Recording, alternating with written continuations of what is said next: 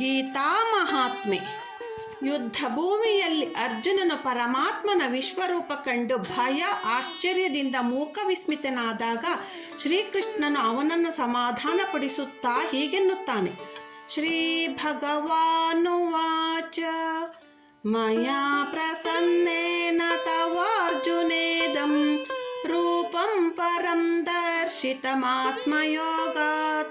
ತೇಜೋಮಯಂ ವಿಶ್ವಮನಂತಮಾದ್ಯಂ ಯನ್ಮೇ ತ್ವದನ್ಯೇನ ನ ದೃಷ್ಟಪೂರ್ವಂ. ಅರ್ಜುನ, ನಾನೇ ಮೆಚ್ಚಿ ಆತ್ಮಶಕ್ತಿಯಿಂದ ನಿನಗೆ ಅನಾದಿ ಅನಂತವಾದ ಈ ವಿರಾಟ್ ಸ್ವರೂಪವನ್ನು ತೋರಿಸಿದೆ. ಇದು ಬೆಳಕಿನ ಮೊತ್ತ ಗುಣಗಳ ಗುಂಪು. ಇದಕ್ಕೆ ಕೊನೆಯಿಲ್ಲ. ಇದಕ್ಕೂ ಮೊದಲು ನನ್ನೀ ರೂಪವನ್ನು ಇನ್ನಾರೂ ಹೀಗೆ ಕಂಡದ್ದಿಲ್ಲ. ಭಗವಂತನ ಸಂಹಾರ ರೂಪವನ್ನು ಕಂಡು ಭಯಗ್ರಸ್ತನಾಗಿರುವ ಅರ್ಜುನನನ್ನು ಕೃಷ್ಣ ತಾಯಿ ಮಗುವನ್ನು ಸಂತೈಸುವ ರೀತಿಯಲ್ಲಿ ಸಂತೈಸುತ್ತಾನೆ. ಕೃಷ್ಣ ತನ್ನ ಅವತಾರದಲ್ಲಿ ಅನೇಕ ಬಾರಿ ತನ್ನ ವಿಶೇಷ ಮಹಿಮೆಯನ್ನು ತೋರಿದ್ದ.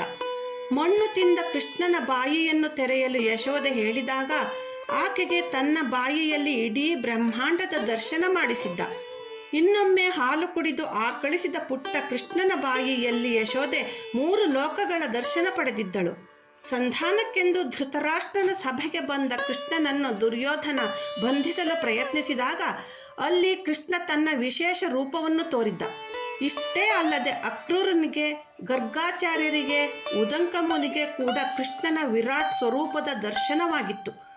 ಆದರೆ ಇಲ್ಲಿ ಅರ್ಜುನನಿಗೆ ಕೃಷ್ಣ ತೋರಿದ ವಿಶ್ವರೂಪ ಎಲ್ಲಕ್ಕಿಂತ ಅಪರಿಮಿತವಾದುದು. ಭೂಲೋಕದಲ್ಲಿ ಯಾರೂ ಮೊದಲು ಈ ರೂಪವನ್ನು ಹೀಗೆ ಕಂಡದ್ದಿಲ್ಲ ಎನ್ನುತ್ತಾನೆ ಶ್ರೀಕೃಷ್ಣ. ಭಗವಂತನ ವಿಶ್ವರೂಪ ಅದೊಂದು ಬೆಳಕಿನ ಪುಂಜ, ಅದು ಗುಣಗಳ ಸಾಗರ. ಅನಂತವಾದ ಈ ವಿಶ್ವರೂಪ ದರ್ಶನವನ್ನು ಅರ್ಜುನ ಪಡೆದ. ಅರ್ಜುನ ಶ್ರೀಕೃಷ್ಣನ ಪರಮ ಭಕ್ತ ಮತ್ತು ಅತ್ಯಂತ ಪ್ರಿಯ ಸಖ. ಆದ್ದರಿಂದ ಆತನಿಗೆ ಈ ದರ್ಶನದ ಪುಣ್ಯ ಲಭ್ಯವಾಗಿದೆ. ಹರಿ ಓಂ.